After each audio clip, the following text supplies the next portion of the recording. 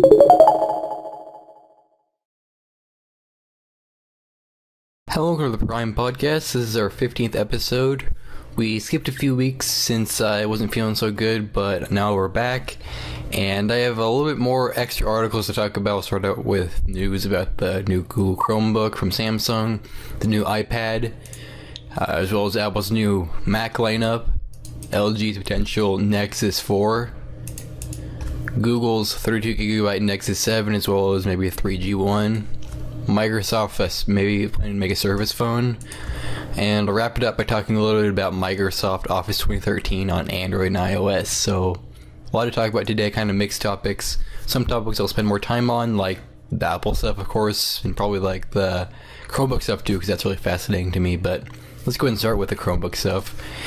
And actually this happened, I believe, like end of last week, but essentially this Monday, Google actually started selling this thing, and it's the Series 3, I believe that's the name, the official name of it, Chromebook from Samsung, and it is essentially the very first ARM-powered Chromebook. It runs off of the Samsung Exynos 5 dual processor, and that's a really fast dual-core mobile processor, just like you could find on something like the Galaxy S3 international model. It's a fast, although the Galaxy S3 is a quad-core, this is still a fast dual-core processor that can run probably better than all these Intel processor Ultrabooks can.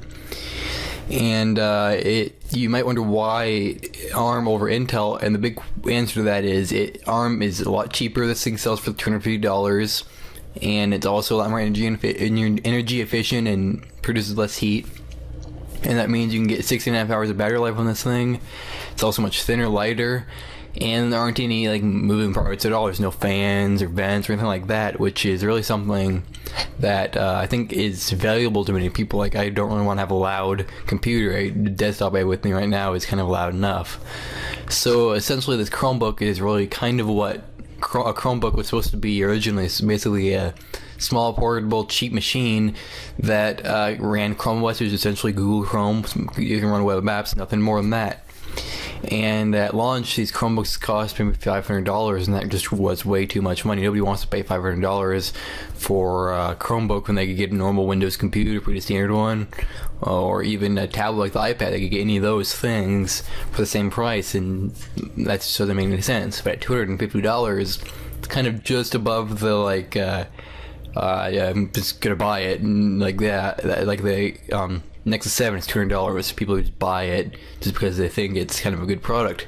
Well, this Chromebook is also kind of like that. It's like just cheap enough so they don't really have to really have a ton of money put into it. It's just cheap. You buy it and you use it. I think that's really good. As far as performance goes, Google claims that the Chromebook can play back 1080p video on YouTube at 30 frames per second, and it'll do that on an 11.6-inch display at a 1366 by 760 resolution. It'll have a 16GB solid-state drive inside, 2 gigs of RAM, Bluetooth, Wi-Fi, a 3G option that costs a little bit more, and a SD card slot, 2 USB ports, one's 2.0, one's 3.0, and an HDMI port. So overall, it's a good package. It weighs 2.5 pounds, is 0.8 inches thick, and it's a pretty standard Chromebook, but for half the price, essentially. That's what you're looking at. Google will make this thing available on the Google Play Store. It was available on Monday, and it's actually sold out now. You have to type an email address and say notify me when it's available. But when it's available again, you can pick it up for $250 from the Google Play Store. I'm sure it will sell from other places like Amazon, eBay, other online retailers, maybe in stores as well. And if you buy it, you'll be getting 100 gigs of Google Cloud storage on Google Drive for 2 years, allowing you to store all your documents in the cloud instead of that small 16GB solid-state drive. So currently I have a desktop computer for my main computer. It's what I'm using now to record this. It is just incredibly fast. You can run any game, you can do any video editing program, I can do pretty much anything. It's running Windows 8, and it's a pretty good machine. For my secondary computer when I'm away from home, I have a netbook and a Nexus 7. The netbook's kind of slow, kind of cheap, kind of old. It works, but it kind of sucks. I also have a Nexus 7, which is, again, not the best device out there, but it's still pretty good. It lags here and there, but I kind of like it. Yeah, the netbook works great, the Nexus 7 works great, but I think that something like this Chromebook could potentially be a good thing to replace that netbook, because the netbook has a lower resolution display. This is a bigger resolution, can display a bigger web page just easier. It has a keyboard for when I need a keyboard, need more the ability to make like write blog posts. Can't really do that on a tablet easily. Can on a Chromebook. But there are also other things like the Microsoft Surface costs twice as much, but just seem like it could potentially be a better alternative to this because it is a tablet and it is a computer. But then again, I saw a review of it, and it's not really any laptop. It just has a keyboard that kind of slides on there like a cover, and then a little stand on the back, so you can't really use it in your lap, which is kind of bad in my opinion. But for $250, this thing's cheap, and it's pretty impressive what Google did here with Samsung, and hopefully we'll see more of this in the future. But who knows? There are also other alternatives. Maybe the Nexus 10 will have a keyboard dock that you can get with it, and you can use it just like this, but with the Nexus 10, something like that would really catch my eye. Moving on to next article, and that is Apple. They held an event this Tuesday. I split up the news into two articles, one on Tuesday, one on Wednesday. First article was on the iPad, iOS devices. The second one was on the new Macs. Let's go and start with the Apple iPad devices, which was kind of the focus of the event, at least that was rumored most, and essentially most of those rumors turned out to be correct. We have a 7.9-inch iPad mini at the same 1024 by 760 resolution as the iPad 2. That's really good for developers and consumers. All existing iPad apps designed for the iPad 2 will look, or the original iPad will look the same as they do on the larger iPad with this smaller one, which is really great for developers. They don't have to make a new storyboard to get their whole app looking good. It's the same thing, look the same. No having to update your app or something like that. So the iPad is also a little bit lighter, a little bit smaller. It's only 7.2 inches thick, and it's also a bit lighter than the previous iPads. And as far as features go, you have a dual-core Apple A5 processor, 4G LTE is an option, a 5-megapixel camera, Wi-Fi, a lightning port, 10 hours of battery life, your choice of 16, 32, or 64 gigs of storage. And it'll begin selling on November 2nd, or shipping after it becomes available on pre-order on October 26th, which is tomorrow or yesterday, depending on when you're, or any time, we don't know when you're watching it, but right now it's Thursday, so tomorrow it will go for pre-order, probably sell out, and yeah. If you can pick one up, it'll cost $329 for the 16 gig model, $429 for the 32 gig model, $529 for the 64 gig model, and if you want 4G LTE, you can start at $549 or $459 for 16 gigs, and it'll go up $100 each time you double the storage. So generally speaking, the iPad mini is a great tablet for those who are looking for a tablet, don't want to spend a ton of money, and maybe want something more portable they can put in their pocket, maybe, and carry on with them. 10-inch tablets are kind of difficult to carry on with you everywhere, while 7-inch ones can fit in your pocket for many people. It can fit in your purse if you're a woman, and it just kind of works well for just carrying around with you.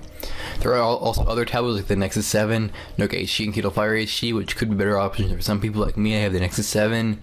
But one slightly more unexpected announcement at Apple's event today, or a few days ago, was the new 4th generation iPad, which is kind of a slight upgrade from the 3rd generation iPad.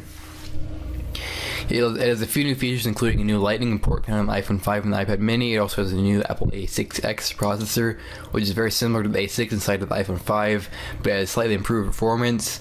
And it seems interesting that Apple's trying to maybe have separate processors for tablets and smartphones, like the X means tablet or something like that.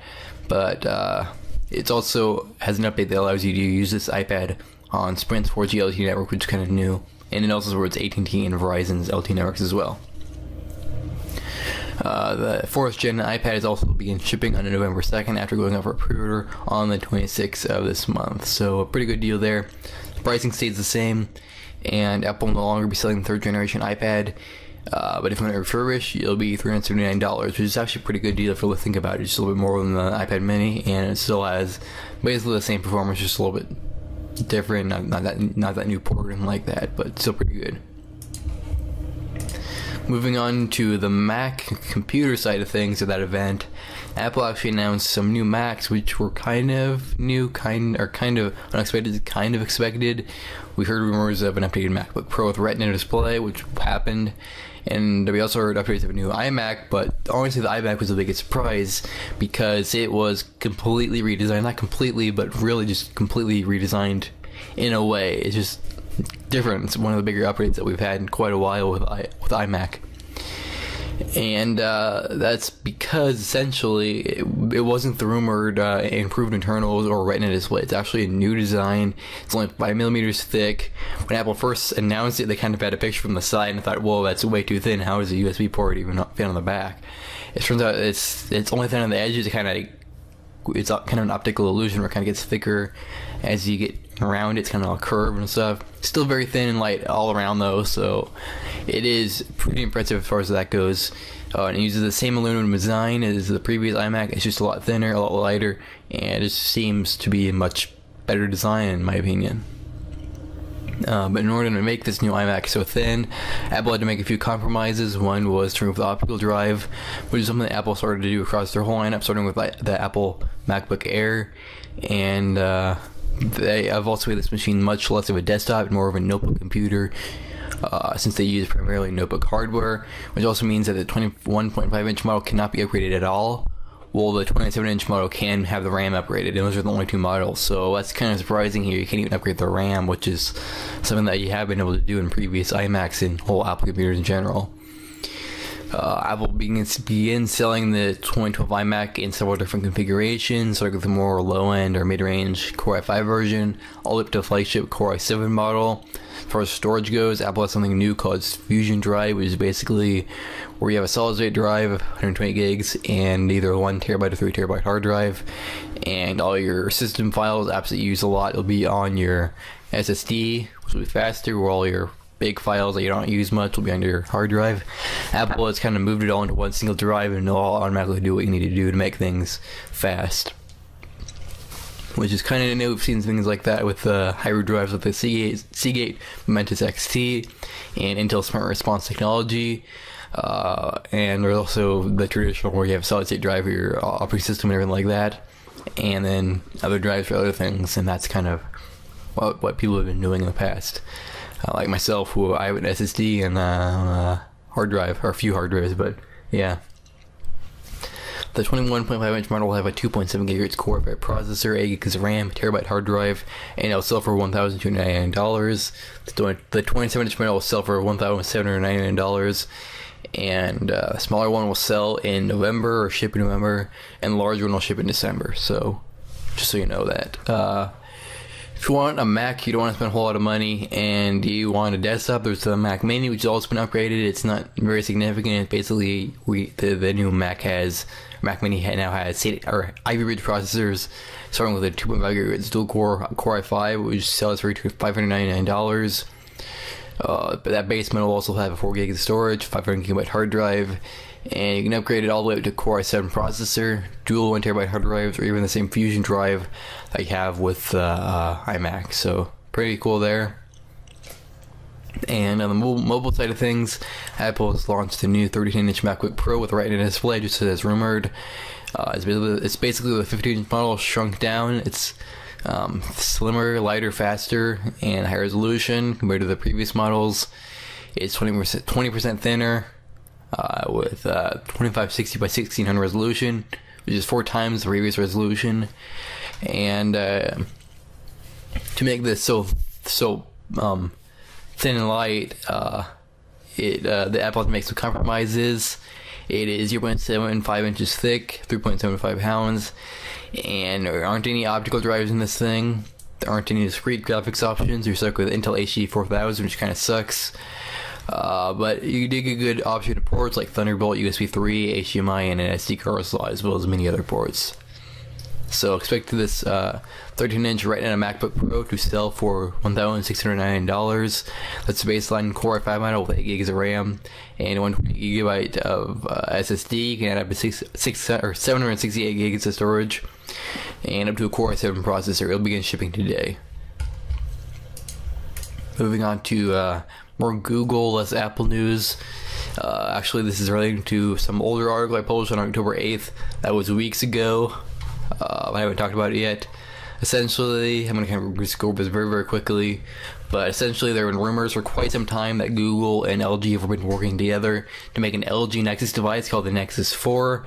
And it will have a design very similar to the Galaxy Nexus, but with a kind of more flat, glossy bag instead of like the I guess, textured back on the Galaxy Nexus, and it'll have a 720p display from LG, which should look amazing. It'll have a quad-core Snapdragon S4 processor, 2 gigs of RAM, 8 or 16 gigs of storage, a 32-megapixel camera, and it'll run Android 4.2 Keyline Pi. And yeah, that's kind of all I had to say on this. It's kind of essentially a new Nexus phone. Google's going to launch a few new Nexus devices in the coming months, or coming weeks actually.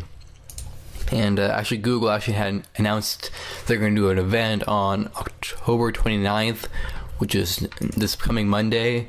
So stay tuned for that. We'll talk about that in the next podcast, so just stay tuned for that. I don't have a whole lot to talk about on this because this is just an older article I wrote a while back. Haven't really updated it much, so just so you know, there's going to be new Nexus devices. One was going to be a phone, but potentially be other phones like from HTC or Sony as well, maybe Samsung too. But Google will also potentially update their Nexus lineup of tablets with a potential 32GB Nexus 7. Those sell for the same price as the current 8 or 16GB model. The 8GB model will sell for $99, 16 gig for maybe $200, and then this larger 30GB model will sell for $249. So kind of neat there. This is also an older article on October 9th. I'm going to kind of wrap it up with some newer information. And one of those things is the fact that there also could be a 3G model. And there's also been some rumors that Google actually shipped a 64GB model to some customers. That could be still a ways away, but it's out there. Google is thinking about it. They're kind of working on it. More storage for the Nexus 7 essentially. Could also have an SD card slot in the future, and there also could be a 10-inch Nexus device called the Nexus 10, and that could be produced produced from Samsung, similar to the Galaxy Tab lineup, like the Galaxy Note 10.1 could be similar to that. That's been rumored. And just essentially Google's going to update their tablets, sell some models for really cheap, like the $99 Nexus 7. They'll make people like me who have the 8GB model seem like, why did you get it when it was the original price, when it was brand new, when it's half the price now that it is, it'll be half the price in just like a week. So essentially Google's going to update their whole smartphone lineup and tablet lineup as far as these Nexus devices go, which will be pretty interesting, since Google is really pushing out all these devices. Supposedly they're releasing 5 devices. A few of them could be tablets, a few could be smartphones. I think that's how it's going to turn out this holiday season for Google. For Microsoft, on the other hand, they're actually launching the Surface. It'll launch this Friday, which is actually tomorrow, along with Windows 8. I've been using Windows 8 for quite a while now. I have the final version of my computer now. I'm used to it. It's a great operating system. And I also like the idea of the Surface. It's a good device. And Microsoft might also be planning to do their own Surface smartphone. Actually, they talked about this. They said they could potentially be planning to do a Surface smartphone.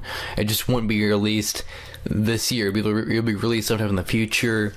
And be more of a plan B device if Windows Phone 8 doesn't do as expected. They just kind of would launch it then. But if when Windows Phone 8 is successful, they won't really do it. So I guess it could go either way.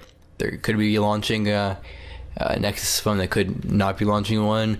But I think it really is likely that Google will be planning to make more hardware of their own in the future, whether that be a new Surface or other Surface-like devices, smartphones, or maybe even like the Xbox. That's hardware that Microsoft makes.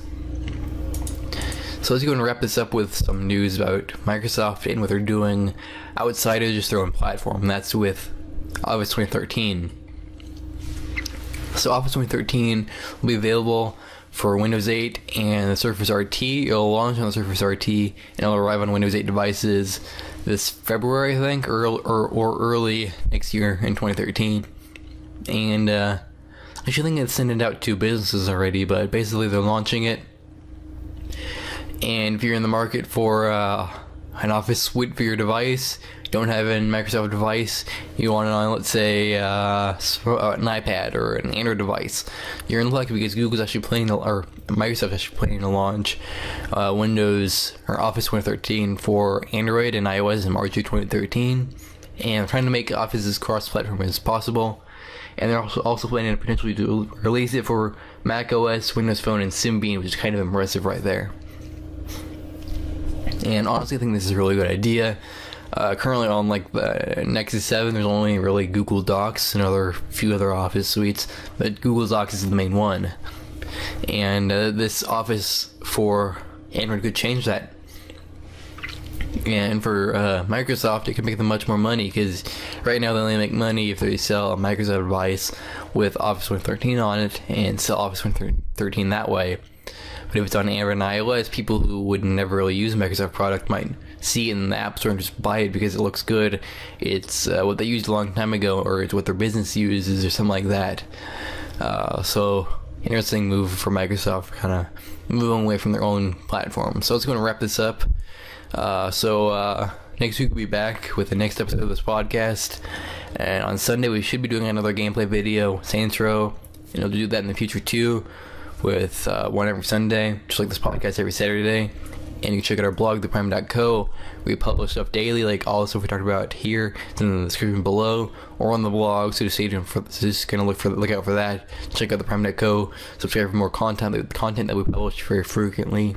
And that's about it.